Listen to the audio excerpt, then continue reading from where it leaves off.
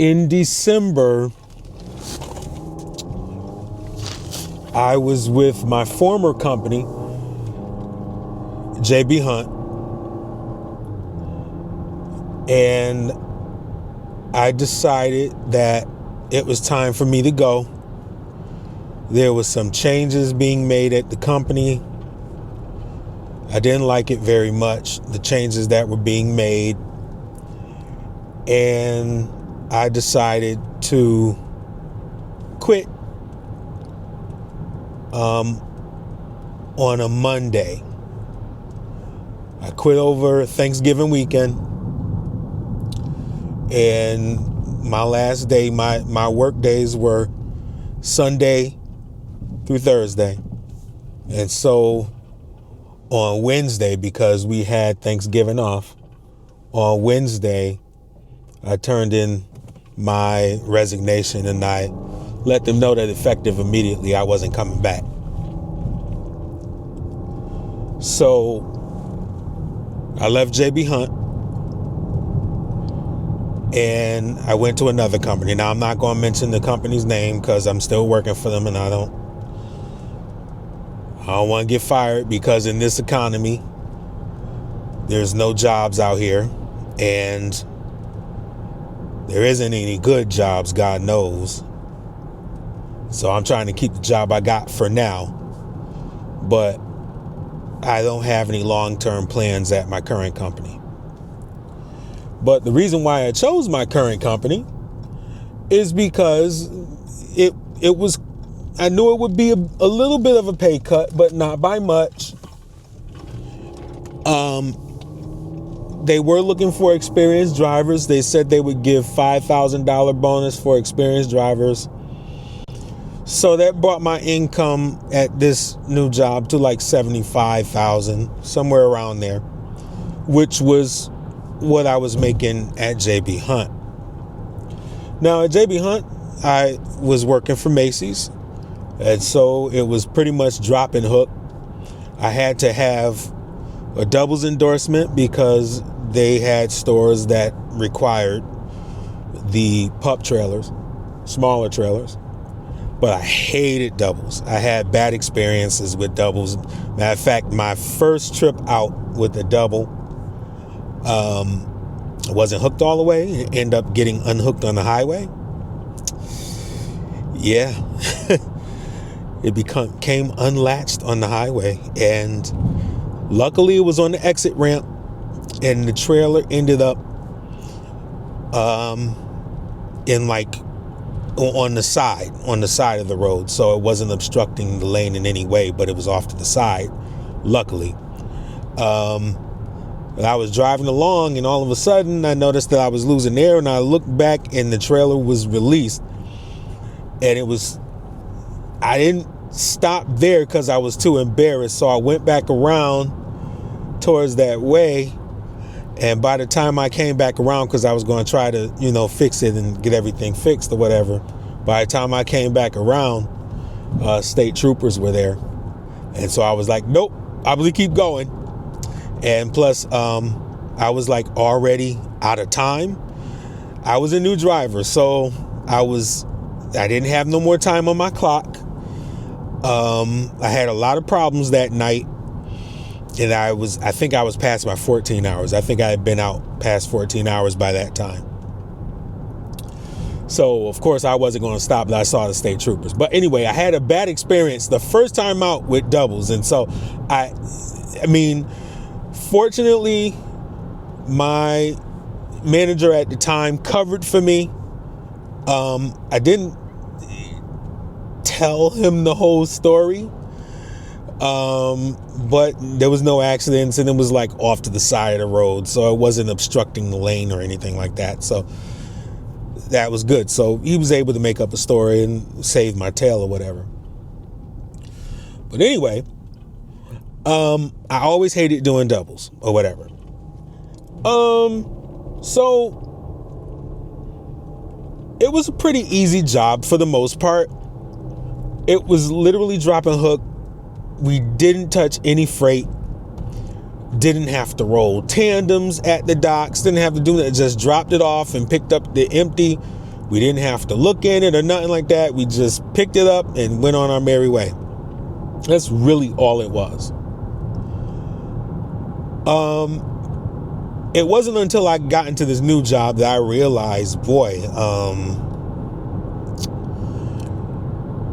I had it easy. I had it good at my last job. I had it good at JB Hunt. But I'm glad I did move when I did. There was a reason why it happened that way. There's a scripture that says that all things work together for the good.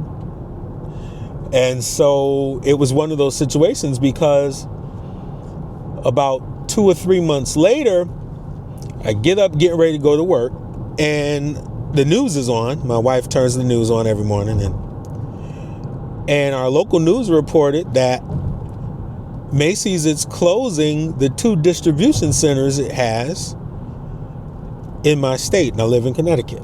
So they're closing the distribution centers. I'm like, wait a minute. They're closing the distribution center I worked at? Come to find out, they was closing where I was stationed. So that meant that the guys that were still there, they was about to lose their jobs. So I drove over there a couple weeks ago, and the lot is cleared out. The building is for sale. The JB Hunt trailer that we had there and all the trucks are cleared out. Yeah, I made the right move, because who knew that in a couple of months I would have to find a new job anyway. And so, although I'm not liking my new company right now, it was still a blessing in disguise. And let me tell you why. There's a couple of reasons why I picked it. When I first got the offer, it was around the same pay with the bonus or whatever. So I said, okay, that's fine. I did have to go out of state to get to it, but it's like 20 minutes away. So I'm like, okay, that's fine. I could do that. And the shift started at 7 a.m. Monday through Friday. The report time, 7 a.m. Monday through Friday. Now, if you are a trucker, you know it is near impossible to find any job anywhere in trucking that will have you going to work at 7 in the morning, Monday through Friday, no weekends. No weekends. Saturdays and Sundays off. And when I was working at JB Hunt for Macy's, it was Sunday through Thursday. You had to pick one or the other. You either did Tuesday through no, there was no Saturdays. There was no Saturdays. There was only like 7 of us working there. We could only do Sunday through Thursday. And on top of that, it was overnight. So, and that was the only schedule. We could only do it overnight. So, most trucking jobs, most of them are overnight as well. So you're working third shift, you're working overnight. And so my hours was pretty much, but I could, it didn't really have to be third shift. I could start as early as 3:30 in the afternoon. So that means I would get home a little bit earlier, right? But because, I had like a teenager at home, I wanted to be there when he got home. So I didn't want him by himself. And, even though I was a latchkey kid, I didn't want him to be. And so I would go to work. I would wait to go to work between 6 and 9. And numbers I like a lot, by the way. You didn't need to know that. But anyway, 6 and 9 was the time I would go in, or sometimes even later. It really didn't matter what time I went in. They really didn't care about what time I was going in. As long as all the deliveries were made by 6 a.m. the next day, we were fine. But even still, even if it wasn't delivered by 6 a.m., it really didn't matter. I mean, we would get a call and say, how far are you away from the site? But it really didn't matter. The stores didn't really care that much. But other than that, but still, it was still an easy butter job. And we didn't really do a lot of crazy hours either. We would make all our deliveries, and most of the time it'd be 45 hours, maybe 50 hours a week. It was real low key. It was real like easy. I was just tired all the time because I was working third shift. But the doubles made it terrible for me because I didn't like doing doubles. And sometimes we would have to do 2 doubles a night. So that means 4 stops. But even in those nights, we still wouldn't really break 12 hours. So our weeks was really like between 40 and 50 hours a week most of the time. So I wasn't used to doing those 60 hours because I never had to. I never hardly broke 50 hours a week. So, I get to this new job. I like the hours. It starts at 7 a.m. It's Monday through Friday. That's great. But when I start I'm thinking it's just drop and hook like how I was doing it at Macy's. And come to find out, I had a rude awakening. That drop and hook was more involved than I thought it would be. Every store wants you to roll the tandems back, and I never had to do that, so I didn't really have experience doing that. So that was a skill that I had to learn, how to roll the tandems and stuff like that. And it's not really hard to do, but like I never knew how to do it. So that was one extra thing I had to do. I had to open the doors because, with Macy's, they had roll doors on the trailers. We didn't have those doors that open wide. We didn't have those. But I found out that this job was very involved.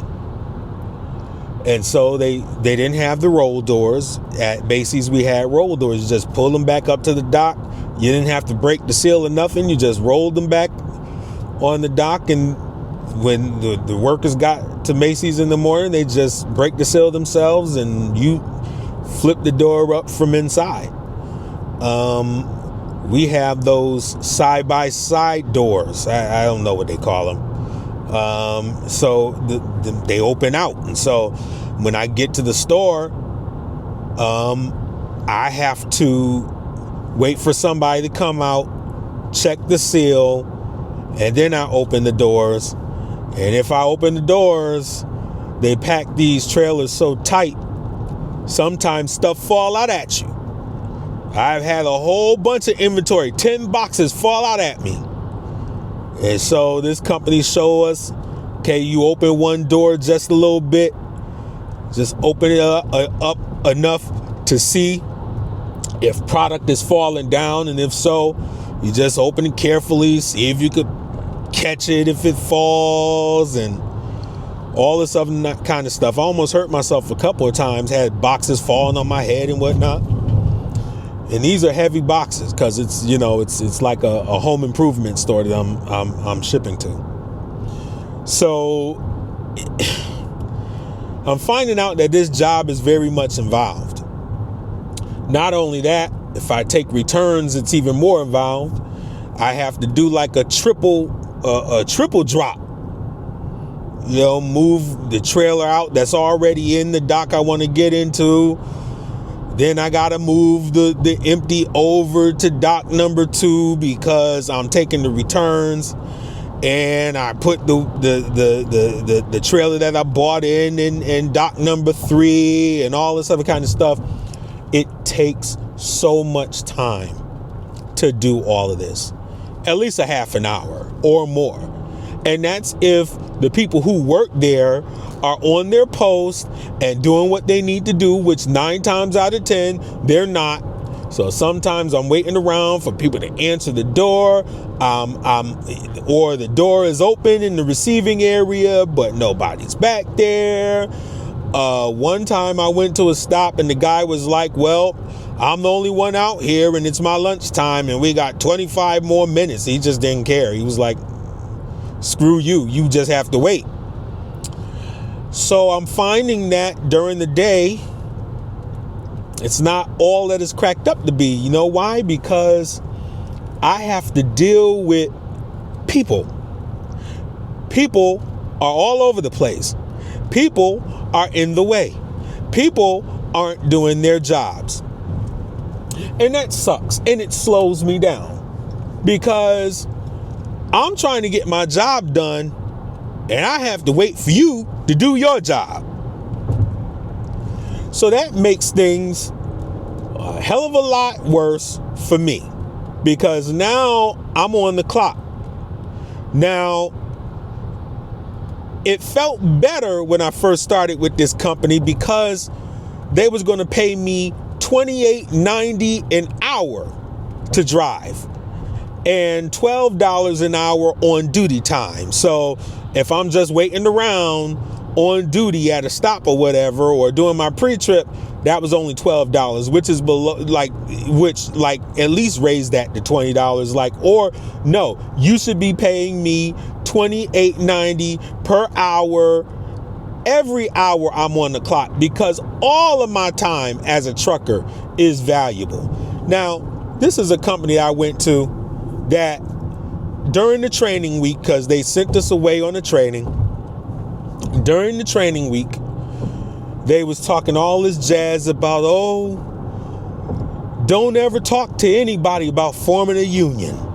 We got rid of the union years ago because union takes your money, and union this and union that, and you don't need a union. You could just talk to us about pay, and we work with our employees about getting them the best pay possible. All this stuff about, we make sure we give you the best pay we can. Well, one thing I learned about this new position when I got in, about a month after I started, I look at my pay estimator, because on the tablet that they give us, there's a pay estimator. I'm looking and I'm seeing that I'm not getting paid for my driving hours. So I went to one of the managers and I said, the pay estimator is not showing hourly pay. And he was like, oh no, you don't get paid by the hour, you get paid by the mile. I'm like, wait, what? Like, yeah, we get paid by the hour. I gave a broke down to our drivers that's been here for a while on why the mile doing by mileage is going to pay you more. I'm going to tell you right now, don't let these people lie to you talking about by the mile is more. No, it's not. No, it's not. Especially not for us local guys. Because, we have a couple of stops that are only like 20 or 40 miles. And if you're getting 60 cents an hour on 20 miles, that ain't much money compared to the fact that you're going to at least take an hour or two to do that stop. Because you might run into traffic, right? You might get into accidents. There's accidents on the highway all the time now that I'm running into because I'm working during the day and people are everywhere and they get into accidents. And so now I'm not getting paid when I'm stuck in an accident. Now I've been stuck in a couple of those.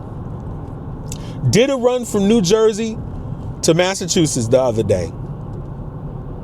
That's really like a 3-hour drive. It ended up being 5.5 hours, all because of traffic. Guess what? I didn't get paid that extra 2.5 hours.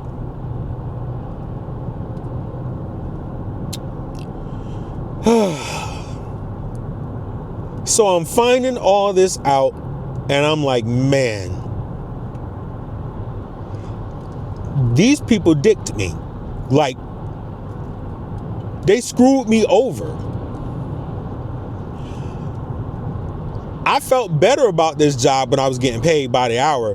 Now I'm only getting 60 cents per mile. I still get the $12 on duty per hour. So I get those. But that's $12. That's like working at an Amazon warehouse or working security. That's not nothing. how is that going to help me? It's not. And so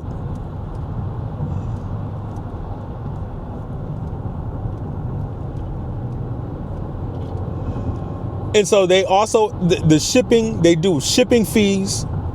So if I'm fully loaded, I get $20 per load. So that only amounts to, if I'm only doing like 2 runs a day.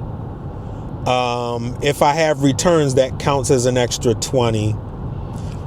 So it could be up to 4 loads in a day if it's like a return, or if I go to a vendor and haul a load back, that's extra. So, it could end up being anywhere between $40 and $80 a day, on top of like the $12 on duty and the 60 cents per mile. But at my old job, I got paid by the mileage. I didn't mind it then, because like we were contracted for like 72,000, and we really made that much. And like, we didn't do that many hours. Mind you, it was at night, so we were able to do our runs in peace, because nobody's on the road after like 12 o'clock at night. You're not going to find many people on the road, right? So it wasn't a time-consuming job, but I still got at least $1,000 a week after taxes and insurance. So that was good for me. At this job, I'm running into traffic. I'm working 12 to 14 hours a day. Last week I did like 60 hours. So I'm not used to this. I'm not used to that. And it's hitting me like a ton of bricks. I don't like it. It's too involved. People aren't doing their jobs. So it's not just a good old drop and hook. Not to me. Like this is not, you call this drop and hook? Really? Not to me. And it feels like for all the crap I'm doing, I'm not getting paid what I'm worth. And I think this is a message to my truckers out here. And I saw something, a little bit of not quite of a documentary, but a video on YouTube. It was a news report about truckers not being able to make a living wage now. And there's truckers that are homeless, truckers that can't afford a home, and all that good stuff. It's crazy. It's bad. It's not good. And come to find out, I guess it was a law that Jimmy Carter passed, which I'm shocked. I'm like, oh God, a Democrat passed this bad law? That's bad. Jimmy Carter passed a law in 1980 or something that eased restrictions on trucking or something like that deregulated the industry a little bit. And it made things cheaper for consumers, but it took money out truckers' pockets. And it allowed these companies, to pay these drivers much less, but work a lot harder. On top of that, these companies surveil us like crazy. Everything is documented on that damn tablet. The hours we work and the breaks we got to take, and it's very constraining. And so these companies are working us like Hebrew slaves, and they're not paying us what we're worth. And it was bad enough that when this company was paying me $28.90 an hour, that they was paying the $12 an hour on duty time, which to me, it should have been $28.90 the whole damn time we was at work.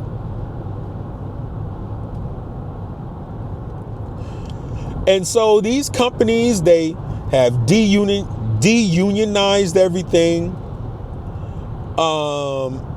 which isn't good. People complain, oh, the unions charge you. They would charge a little fee, like what, $90 every quarter, some nonsense like that. You mean to tell me that ain't worth it to make sure you get $35 an hour for trucking?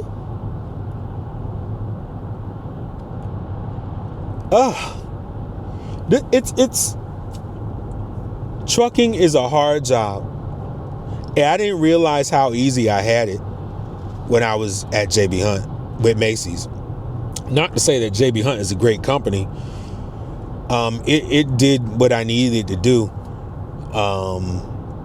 I was there for like 4 or 5 years, but we had a butter account. Nobody had an account like Macy's. That Macy's account was amazing.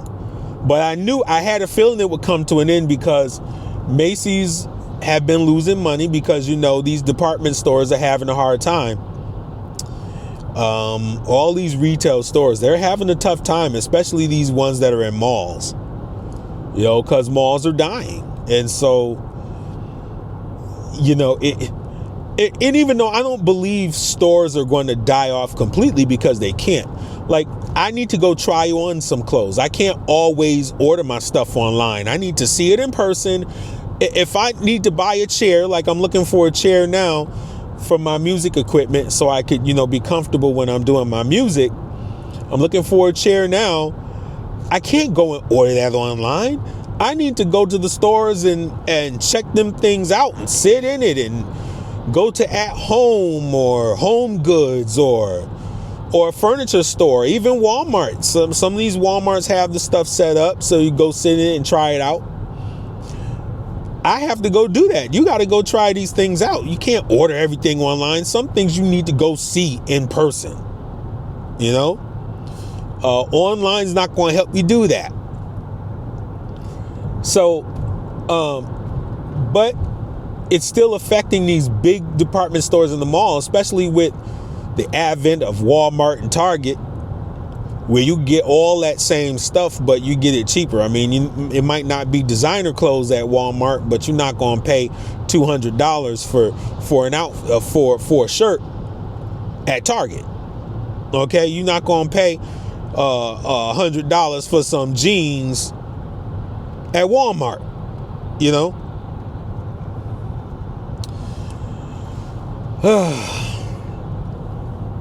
But yeah. The job is a blessing in disguise. This one I have now, it's a blessing in disguise, yes. But I don't like it. I don't like this job. I don't like getting up in the morning to go to this job. These corporations are pocketing millions and billions of dollars, and they're not giving it back to the worker. They've gotten rid of unions, and the millionaires and the billionaires and the elite, they want to work us like slaves. I don't know how many of y'all have heard about the Amazon story. I think it was in Oregon, where a person fell out and one of their co-workers wanted to give CPR or something like that. And the managers was like, no, leave the body there. Leave the body there. Get back to work. Don't worry about it. Leave the body there. Get back to work. What kind of nonsense is this? What kind of timeline are we living in? What kind of world are we living in? That it's so important for you to get those packages right. It's so important to keep the line going. And somebody's dead. Your friend, your coworker, the person you just had lunch with, the person you was just talking to and laughing with, fell down and died right next to you. And they're telling you, no, get your ass back to work. Had the body laying there. But telling all the coworkers, oh, don't worry about it. We got it. Get back to work. Have we lost our humanity?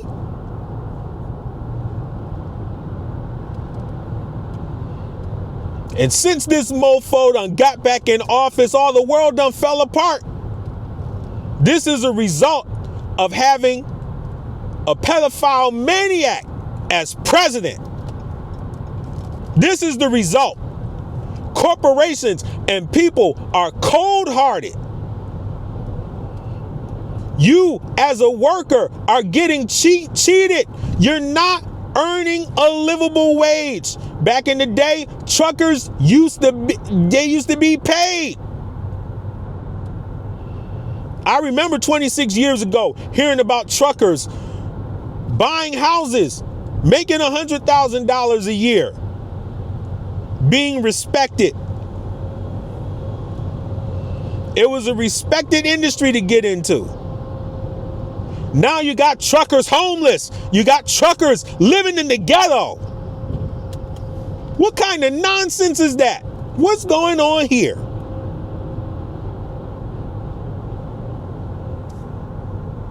Whew. I don't know, man.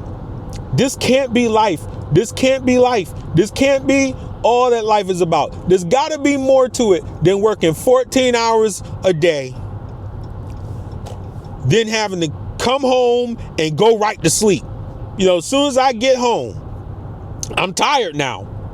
I can't pour no energy into my music, recording these videos. I can't pour any energy into that because I'm dog tired, because I work 60 hours a week. Man, there's got to be more to it than this. There's got to be more to it than this. And it's not, and this nonsense isn't going to stop. We're not going to get paid what we're worth until we come together as a people. All races, all creeds. Because yes, there's poor white people too. But you know, Trump done got them so bamboozled. He got the poor white people being racist against the poor black people and the poor Latino people. Nobody's taking nothing from you. Not the blacks and the Latinos, and I'm black, by the way. I don't look it, but I'm black, Native American, and got even a little Irish in me. It's not the races that's taking anything away from you. It's the elites that's taking everything away from you. That man Trump done made billions of dollars off the White House. And y'all seem to be okay with it. He's making money so he don't have to worry about $6 gas prices. He don't have to worry about $20 packets of beef. $20 packets of beef? I went to Walmart, paid $20 for like 3 pounds of beef. Like what? Never in my life have I ever paid that much for ground beef. Unless it was a steak.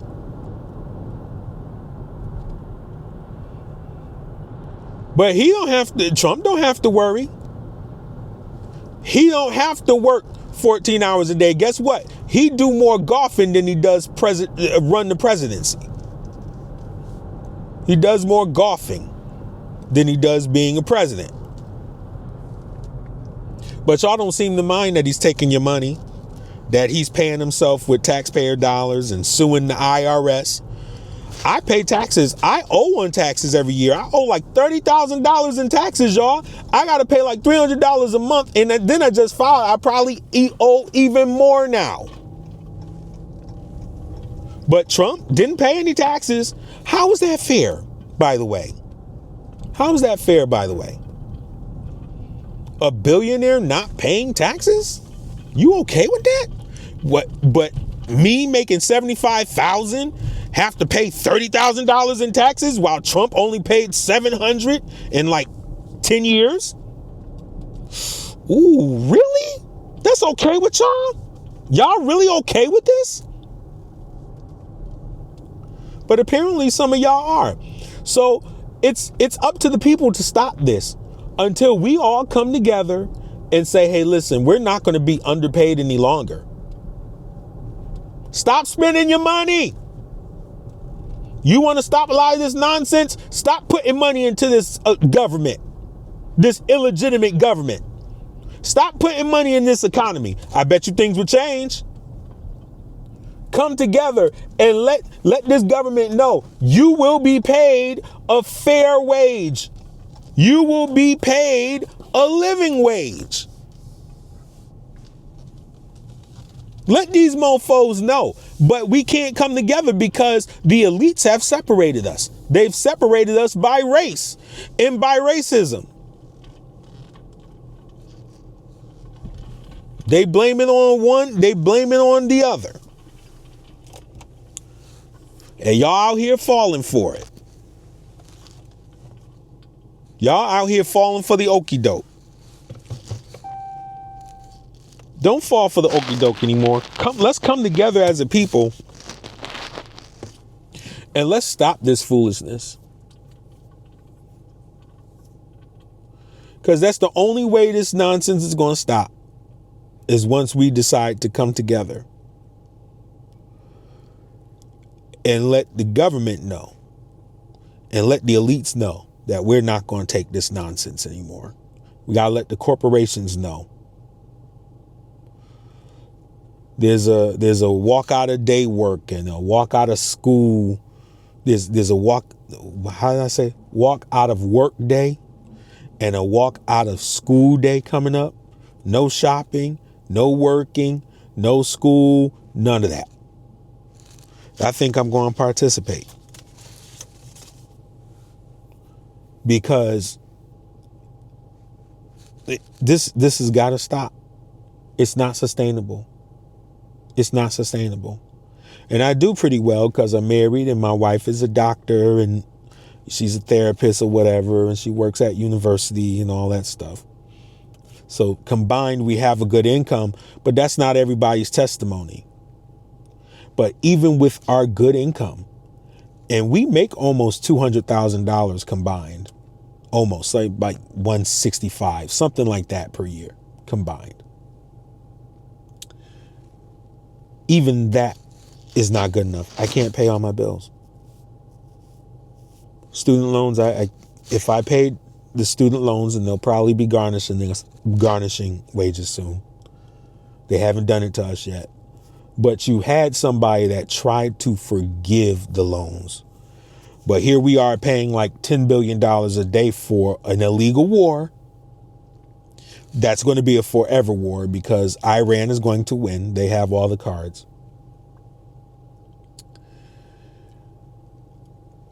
They have money for that war, but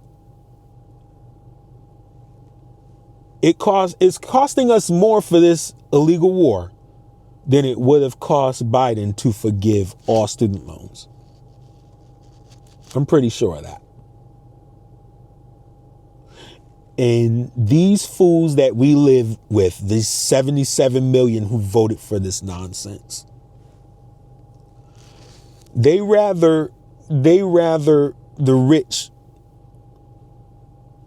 take advantage of them than to have the government take care of them and take care of its people. It's the government's job to take care of its people. That's the job of the government, is to take care of its people. And Biden was trying to do that with those student loans. And guess what? If my wife and I paid the student loans as the payment stands, we wouldn't really have any money to live after all our bills are paid. We wouldn't have any money. We couldn't do it. We can't do it all. So even making like $165,000 is still not enough. With the mortgage being like $3,600 a month. Car notes, $550 for each car. Electric bill is like $300. Gas is like $300. Thank God we don't have heating oil, but still, gas is still a lot.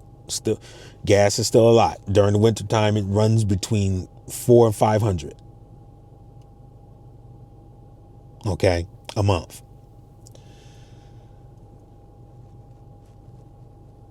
It's not sustainable. If I lost my job, in which I quit for about a month, and I had to hurry up and start working again. And thank God I found this job that I'm at now. but it took me a month to do it. And even though I don't like it, I have to stay. I can't go anywhere.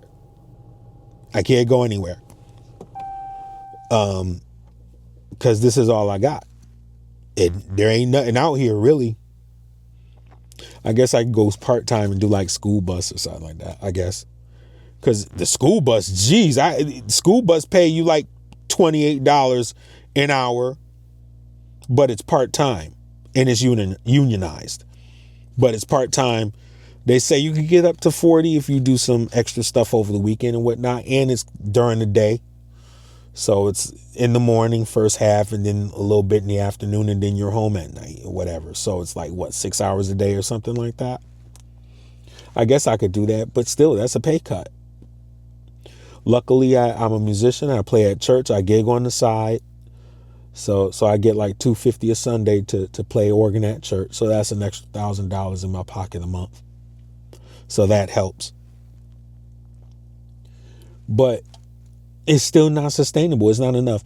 Back in the day, $170,000 a year, you were rich. Man, you didn't have to worry about nothing. If I had that income 20 years ago, the income I have today, if I had that 20 years ago, yikes. Totally different scenario. I would have paid off my house by now. Would have been paid off my house probably. So it's time for us to rise up. We got to come together. Forget this racism and division nonsense that Trump is putting us. He's divided us. He has divided this nation.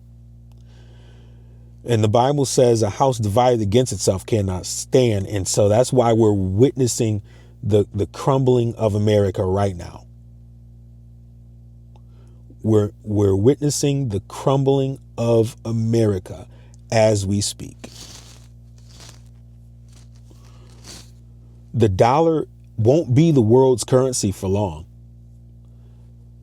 The UAE was just talking. They was like, listen, we might have to go to China and start using their currency because the U.S. currency, the dollar, is failing us over this illegitimate war. If the dollar is discontinued as the world currency like it is now, and this is all because of after World War II and our relationship to NATO, we became the dominant power in the world.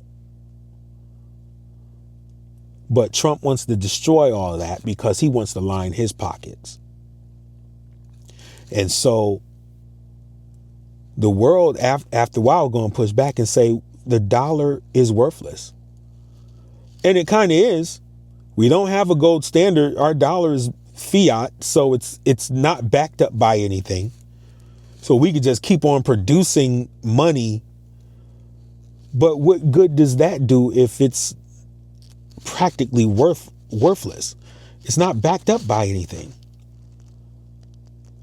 We keep on printing out money. After a while, it's going to collapse. And the way Trump is spending money, we're in a deficit and debt like never before. And, you know, the 8 years that Bill Clinton was president, we wasn't in a deficit. We was in a surplus. Now we're in debt because of George W. Bush. George, I think it's, whatever. George Bush, the son, and now Donald Trump. George Bush messed the economy up with his war in Iran, his fake war in Iran. Obama had to come along and fix his mess, but also didn't have a Congress where he could get his agenda done. So that's why his presidency didn't work out the way people had hoped for, because he didn't have a Congress. And the Republicans were fighting him along the way. Then Trump comes along, mess everything up. We have the pandemic. He botches that. People die. Biden comes along. His policies were on the way of fixing the economy. But prices did go up because we don't feel the pain right away. of supply shortages and whatnot. Prices went up when Biden got in office. But if Trump stayed in office, prices would have went up anyway because of the supply chain shortages due to Trump's botching of the pandemic. And so now Trump is messing everything up with tariffs, with this war now, because there's no oil or fertilizer or helium, which is good for the MRI machines. You need helium for the MRI machines. You know, our helium comes from Iran. Yeah, we're not getting, if that runs out here, how are you going to get your MRIs done for health reasons? Yeah. Fertilizer has gone up. The oil that's produced in Iran can also be turned into fertilizer that we use here in the U.S. to help grow our crops. And the price of fertilizer has skyrocketed. So what does that mean for our food? Our food prices are going to go up because the fertilizer have gone up because there's a shortage. So even if the war ended tomorrow, which is not, we're not feeling the effects now. But in a few months, we're going to feel it. Other countries are having gas shortages. A lot of them are told not to use their cars. They're told to be work from home. Like during the pandemic, other countries shut down before we did. The same thing's happening now because of gas shortages. It's only a matter of time before it hits us. It hasn't hit us because we do have some reserves, but that's not going to last long.